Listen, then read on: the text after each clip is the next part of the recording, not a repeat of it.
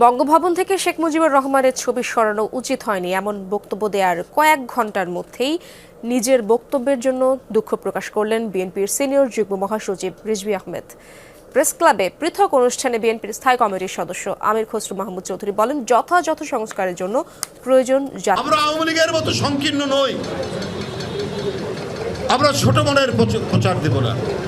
এই জন্যই বলছি শেখ মুজিবের ছবি নামানোটা উচিত হয়নি। সকালে বঙ্গভবন থেকে শেখ মুজিবুর রহমানের ছবি সরানোর ঘটনার প্রতিক্রিয়ায় এমন বক্তব্য দিয়েছিলেন বিএনপির সিনিয়র যুগ্ম মহাসচিব রিজভী আহমেদ। জাতীয় জীবনের, জাতীয় ইতিহাসের আন্দোলনে যার যতটুকু অবদান।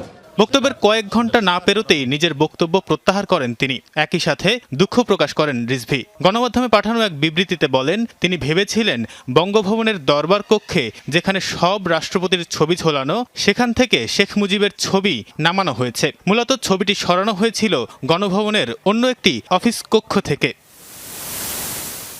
এর আগে নয়াপল্টনে বিএনপির কেন্দ্রীয় কার্যালয়ে ফ্রি মেডিকেল ক্যাম্প এবং রক্তদান কর্মসূচিতে অংশ নিয়ে রিজভী বলেন, বিএনপির সাথে যুক্ত থাকায় পদোন্নতি পাননি অনেক ডাক্তার। যারা সচিব, স্বাস্থ্যমন্ত্রী হয়েছেন তাদের দেশ বদলে কোনো অবদান নেই, করেন সেই মন্তব্য।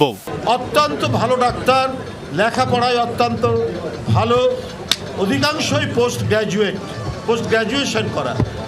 কিন্তু শেখ হাসিনা দেশের মধ্যে সংকীর্ণতা এবং বিভাজন এত বেশি তৈরি করেছিলেন, কেউ যদি ছাত্রদল করে অথবা ছাত্র জীবনে যদি কেউ ছাত্রদল নাও করে, কারো বাবা এলাকার বিএনপির সভাপতি, সেক্রেটারি, ভাইস প্রেসিডেন্ট, এই কারণে তাকে পদোন্নতি দেওয়া হয়নি।